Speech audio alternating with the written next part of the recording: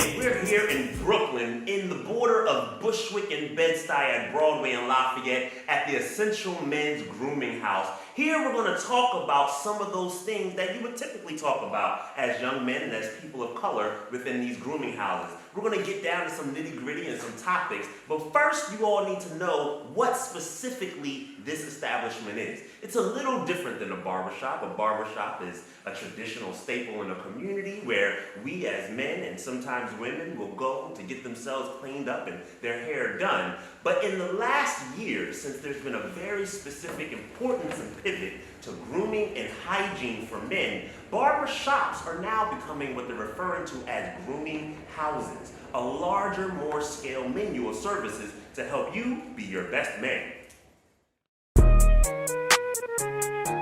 Sports. Let's just jump right into it, right? We know what it is. We know the hit that the pandemic has given to it. Gentlemen, all of y'all are athletes. All three of y'all are scholar athletes. How's it hit you?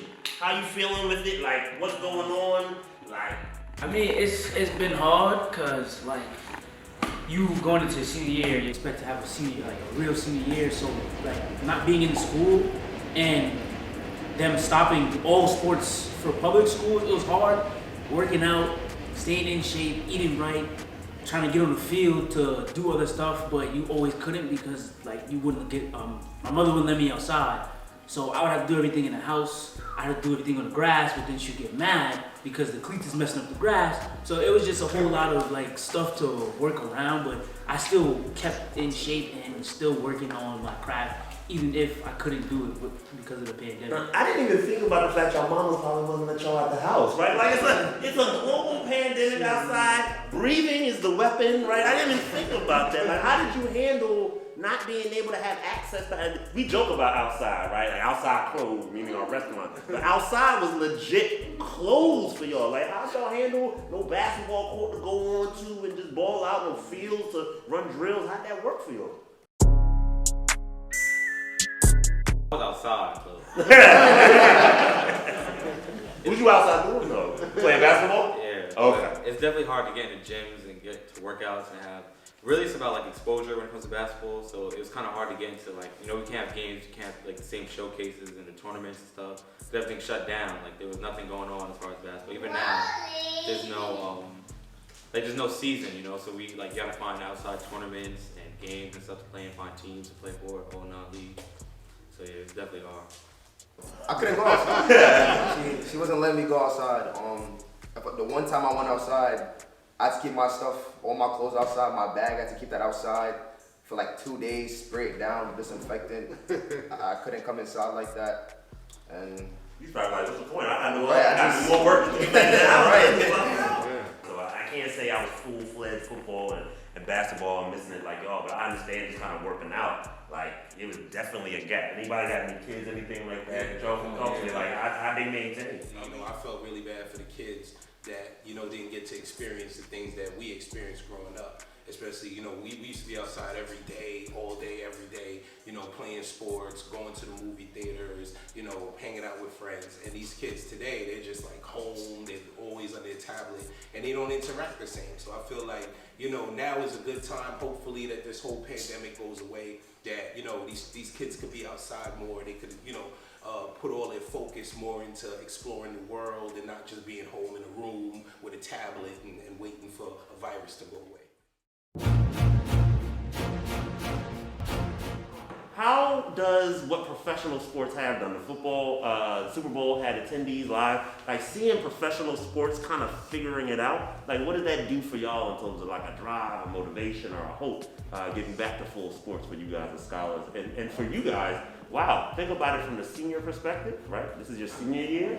So what does it look like for you guys going into college? I actually like what they're doing with it, and it's giving me hope that I can play in college because like they have everything fit together and the testing, everything. My brother's in college, he's playing football, and he tells me like what he has to go through. He has to get tested every week, and he will have to walk around with I think it's a checker, and every place he goes in, he taps it or checks it to make sure he doesn't have anything. So like I actually like that they're getting protocols and making everything right so they like kids can actually play because they know that without sports, a lot of kids really don't have anything. So I actually like that professional sports and colleges are really like trying to get something done. I mean, seeing professional sports like handle the way they did, it does give us hope, you know. It does come with a sacrifice, you know, there's no audience. And you can see there's a difference, because when you play in front of a crowd, it's kind of electrifying, like when everyone's cheering for you, or even when it's like you're away and like, you know, it kind of motivates you when they're booing you or whatever, they're saying whatever they're saying, you know. It's a different atmosphere when you have a crowd. But, you know, at least we still get to play and we get to put our faces out there, you know, let it be seen. That's what LeVar said with the fans and the crowds. You know, I don't feel the same playing my senior year without my mom being there, watching me, cheering me on with signs. Every time, you know, I did something, she would always be there smiling, and that was my true motivation for playing the sport. And if I can make my mom proud by playing a sport I love, why not continue doing it? And since, you know, these professional sports are doing these, maybe some type of protocol could come down to high school and we could figure something out. Speaking of, right, this challenge and this motivation and everything that we do, I think in the last year or so, one of the biggest motivating phrases and terminologies that we all as a populace really started taking on is this idea of the Mamba mentality, right?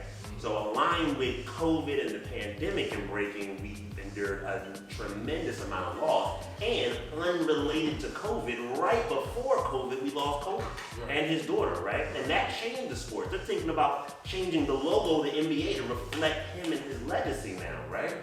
But we also know what it means to have loss in our sports community because we have lost some of our coaches.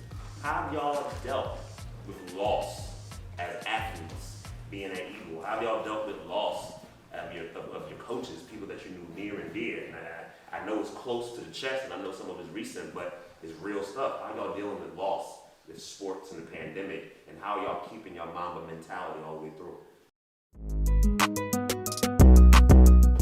Since the year started, I lost 3 people already. My coach, the one from Eagle, my friend Dylan, he lived in Florida, and my friend Dre, he passed away on his birthday, or the day before his birthday.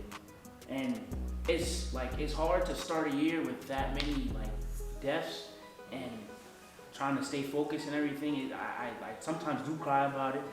I sometimes do just can't focus because I'm just thinking about it. It's on my mind. Like how could you wouldn't think these people would pass away or just be gone, and it's like you talk to them, you've been with them for years, and now they're just gone. You can never see them again. It's hard to really process that, but I know they wouldn't want me to be backtracked because of anything. So I try to keep myself motivated and push forward and use their name to keep going with what I'm trying to do in life.